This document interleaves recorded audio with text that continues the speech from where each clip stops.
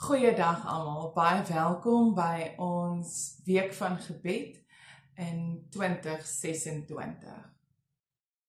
Ons begin die week nie by wat ons nodig het nie, maar by wie ons God is.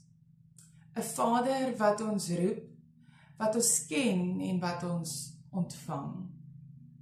Die week van gebed kom voort vanuit die riglyne van twee verskillende geleenthede van 'n week van gebed in 2024 en 25, die een geskryf deur Mias van Jaarsveld en die ander een deur Ronel Besuidenhout.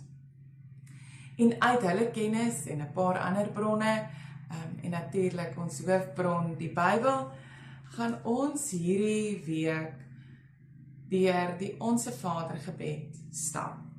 Die gebed wat ons so goed ken.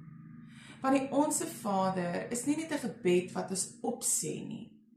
Dis 'n lewenspad wat ons leer hoe om uiteindelik as kinders van God te leef.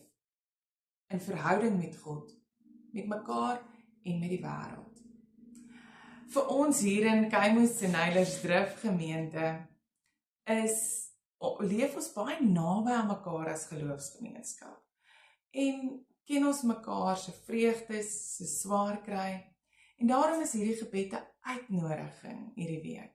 Stadiger te bid, dieper te luister en meer getrou te leef. Elke dag erken ons 'n beweging van die Onse Vader.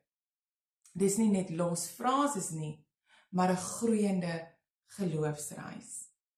Die dienste word aangebied elke aand 7uur by NG Kerk Keimus en ek nooi jou uit, wees deel van hierdie gebed wat ons lewe ritme wil gee.